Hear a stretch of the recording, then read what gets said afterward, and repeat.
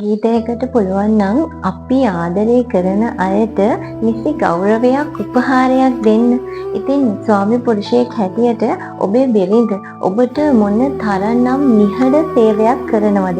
කිසිම ලේ බැඳීමක් නැති ආදරණීය හමුවීමක් තමයි මේ ඔබේ බිරිඳ කියලා කියන්නේ. බිරිඳ ගැන කියන මේ හරි අපූර්ව නිර්මාණය ලයිව් ටීවී ආයතනයේ සතුයි පද රචනය හා ගීතය ගායනය. හිරුදා වෙන්නට කලින් අවදි වී හැමදානිතින් සියලු දේ හොයලා තුටින් පුරෝලාගේ හැම සිරින්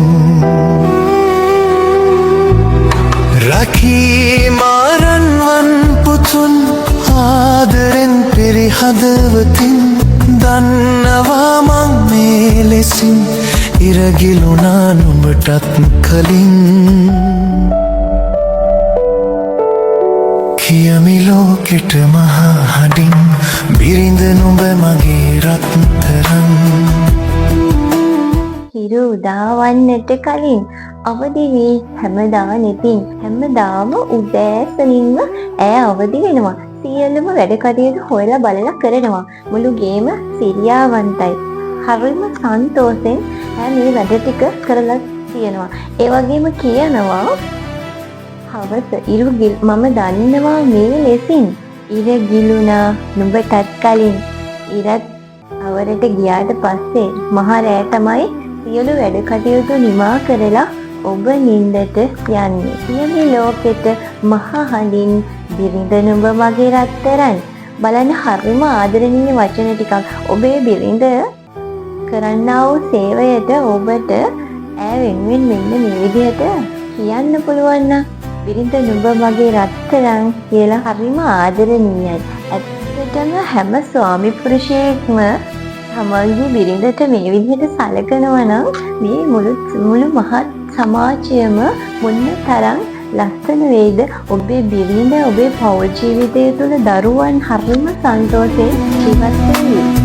මවක්සේ මගේ ළඟින් ඉඳලා විටක සොයුරියසේ වෙලා ආදරෙන් නැගණියද වීලා දාසි බිරිඳක් ලෙසත් ඉඳලා කියන් සබදිනි කෙලසදෝ මේ ඉන්නේ හැම තැන තුටු වෙලා කියමි ලෝකෙට මහා හඬින් බිරිඳ නුඹ මගේ රත්තරන්.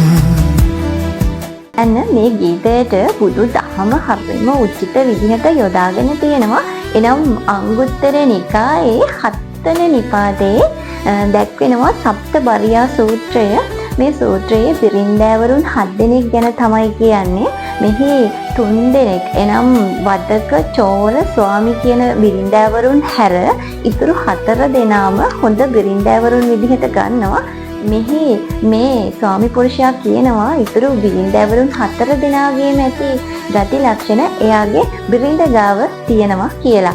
මවක සේමගේ ළඟින් ඉඳලා විතක සොයුරිය සේවෙලා ආදරයෙන් නැග නියද වීලා දාසි බිරිඳත් ලෙසින් ඉඳිලා. මේ කියන්නේ මාතෘ බරියා මවක් වගේ බිරිඳ, භගිනි බරියා සහෝදරියක් වගේ බිරිඳ, සඛි බිරිඳ. එනම් හොඳ යාළුවෙක් වගේ බිරිඳ.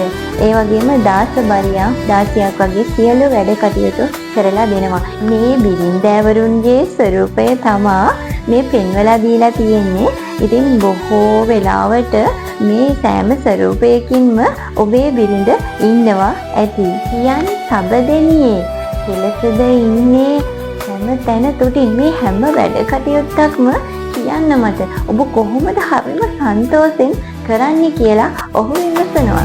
ගඟක් සෙනෙහස දරන් මගේ දරු පැටවුන් බලන් සියලු දුක් සඟවා හිතින් පුරනවද පාරමිතින් යන්න දෙව්ලොව සන්තුසින් දිනක යනකොට සමු අරන් කියමි ලෝකෙට මහා හඬින් බිරිඳ නුඹ මගේ රත්තරන්.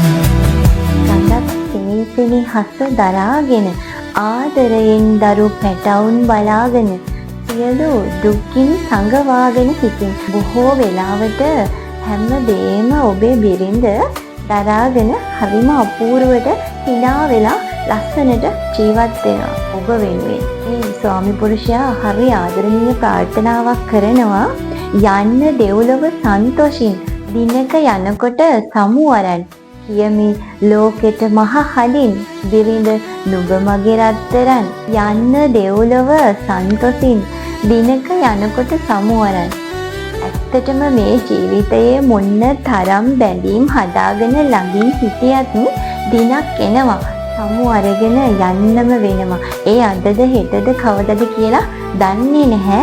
නමුත් යන්නම වෙනවා. ඉතින් මේ අනිත්‍යතාවය හරිම අපූර්වට අවබෝධ කරගත් ස්වාමි පුරුෂයෙක්.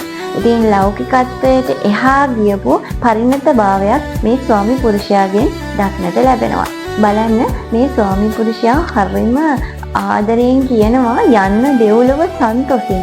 කවදා හරි යනකොට සමු අරගෙන ඔබ යන්න හරිම සන්තෝෂෙන් කියලා කියනවා. නැවත මේ සසරේ මම ඔබව ප්‍රාර්ථනා කරන්නේ ඔබ හැම ආත්මික මගේ බිරිඳ වෙන්න ඕනි කියලා මේ ස්වාමි පුරුෂයා ප්‍රාර්ථනා කරන්නේ. ඔහු හරිම පරාර්ථකාමී විදිහට කියනවා යන්න දෙව්ලොව සන්තෝෂෙන් යන්න දිනක යනකොට සමු අරන් කියලා. කියමි ලෝකෙට මහ හදින් බිරිඳ නුඹ මගේ රත්තරන්. මුළු ලෝකෙටම මම කියනවා නුඹ මට රත්තරන් කියලා. බුදු හිමිත් නුඹ ගුණ කියලා දෙසූ සුතුරක් නැත අසාලා සේක බල ඔය හිත පුරෝලා වඩා බඹ විහරනවා රුලා නොෙන්නට කම් සැප හොයාලා යන්න ඔබ හැම ලෙසින් දිනලා බුදු හිමිත් නුඹ ගුණ ගයාලා දෙසූ සුතුරක් ඇත්ත අසාලා. බලන්න යශෝදරා උත්තමාවිය පිරිනුවන් පාන්න අවසර ඉල්ලලා බුදුරජාණන් වහන්සේ වෙතට පැමිණි අවස්ථාවේදී පසු ගමන් කර ඇයට උපහාරයක් ගෞරවයක් දක්වනවා. ඔබේ බිරිඳත් ඔබ වෙනුවෙන් ඔබේ දරුවන් වෙනුවෙන් ඔබේ පවුල වෙනුවෙන් මොන තරම්නම් සේවයක් ඉටු කරනවද ඇයට නිසි ගෞරවය. එහෙමත් නැත්නම් ඔබට එක විනාඩි ඇය වෙනුවෙන් යොමු කර හොඳින් ඉන්නවද ඇගේ සුවදුක් විමසුවාද. මේ ගීතය මොන්න තරම්නම් ආධ්‍යාත්මික අතින් පරිපූර්ණ ගීතයක්ද. ස්වාමි පුරුෂයෙක් විදිහට ඔබේ බිරිඳ වෙනුවෙන් කරන්නා වූ සියලුම යුතුයකම් ඔබ බිරිඳ වෙනුවෙන් කළ යුතු සියලුම යුතුයකම් හා වගකීම් මතක් කරලා දෙනවා මේ ගීතය තුළින්. ඒ වගේම මෙහි තියෙනවා නොයෙන්නට කම් සැප සොයාලා යන්න ඔබ හැම ලෙසින් දිනලා. නැවත මේ සසර ගමනේ හමු නොවුනට කමක් නැහැ. ඔබ යන්න ඔබ දිනන්න හැම ලෙසින්ම. නිර්ලෝභීව ඔහු ප්‍රකාශ කරනවා ආධ්‍යාත්මය අතින් හරිම පරිණතයි ආදරණීය සැමියෙක්. ඔබත් ඒ වගේ සැමියෙක් වෙන්න. ඔබේ බිරිඳට නිසි ගෞරවය ලබා දෙන්න. ඔබත් ඔබේ ස්වාමි පුරුෂයාට ඔබේ බිරිඳට හරිම ආදරයෙන් සතුටින් සැලකන්න. මේ ජීවත් වෙලා ඉන්න පුංචි කාලය තුල හරිම ආදරයෙන් ජීවත් වෙන්න කියලා ලයිව් TV ඔබට මතක් කරලා දෙනවා. ඔවුන්ගේ මේ නිර්මාණය මේ වර්තමාන සමාජයට ඉතාම වටිනා අලංකාර නිර්මාණයක්.